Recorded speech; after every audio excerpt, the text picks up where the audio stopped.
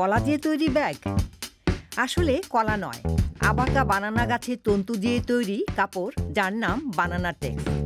সেই তন্তু কলা থেকে নয়, বরং গাছের কাণ্ড থেকে নিষ্কাশন করা হয়। ক্রিশ্চিয়ান ব্যাগ প্রস্তুতকারী কোম্পানি বানানা টেক্স সৃষ্টি করেছে। সুইজারল্যান্ডের একটি পত্রিকা এই সাফল্যের জন্য তাদের একটি ডিজাইন পুরস্কারও দিয়েছে। সুইজারল্যান্ডের জুরিখ শহরে ক্রিশ্চিয়ান কোম্পানির সদর দফতর। গত কয়েক বছরে কোম্পানির প্রতিষ্ঠাতারা নানা রকম টেকসই উপাদান নিয়ে পরীক্ষা নিরীক্ষা করেছেন। আমরা সুতি নিয়ে কাজ শুরু করেছিলাম। অর্গানিক কটন ফেব্রিক তৈরি করতে কয়েক বছর সময় কাটিয়েছিলাম।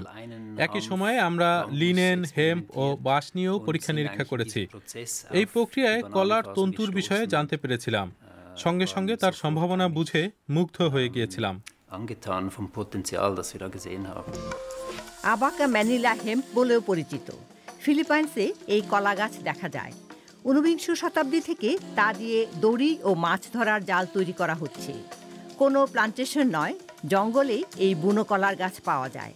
কোনো সেচ পদ্ধতি, সার বা কীটনাশকের প্রয়োজন হয় না।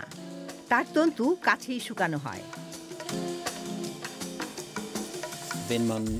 কলা গাছের তন্তু পাকিয়ে সুতায় পরিণত করে তা বুনলে অত্যন্ত অসম সারফেসের কাপড় তৈরি হয়, কিন্তু অন্তর্বর্তীকালীন প্রক্রিয়া হিসেবে এই কাগজ তৈরি করলে তা সমান হয়ে যায়। তাইওয়ানে বিশেষ এক বয়ন কেন্দ্রে সেই কাগজ থেকে কাপড় তৈরি হয়। সরু করে কাগজ কেটে সুতা তৈরি করে তা বোনা হয়। সেই কাপড় চীনে রপ্তানি করে তা দিয়ে থলে তৈরি হয়। সেখানকার কাজের পরিবেশ ইউ মানদণ্ডের সঙ্গে সামঞ্জস্যপূর্ণ। ব্যাগের ডিজাইন ও গুরুত্বপূর্ণ ভূমিকা রাখে।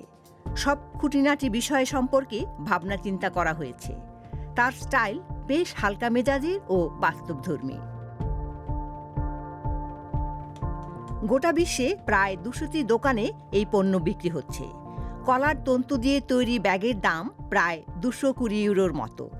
বর্তমানে মডেলের সংখ্যা সীমিত হলেও আরও ডিজাইন নিয়ে কাজ চলছে। এই প্রক্রিয়ার সময় আমরা বুঝতে পারি যে অনেক কোম্পানি এই তথ্য পরখ করে দেখতে আগ্রহী। আসলে এমন চাহিদা দেখে আমরা কিছুটা অবাক হয়েছিলাম। বিভিন্ন শিল্পক্ষেত্রে টেকসই উপাদানের প্রয়োজনীয়তার মাত্রা আমাদের ভাবেই ছিল। সুইজারল্যান্ডের এই ব্র্যান্ড পরিবেশ সচেতন প্রভাবশালী মানুষের জন্য শহুরে ব্যাগ তৈরি করে। কখনো সেই ব্যাগ আর ফ্যাশন দুরস্ত মনে না হলে সেটি পচিয়ে ফেললেই চলবে। প্রিয় দর্শক, কেমন লাগলো আমাদের প্রতিবেদনটি? আপনার মন্তব্য বা কোনো প্রশ্ন থাকলে জানান আমাদের। আর আমাদের সঙ্গে থাকতে চ্যানেলটি সাবস্ক্রাইব করুন।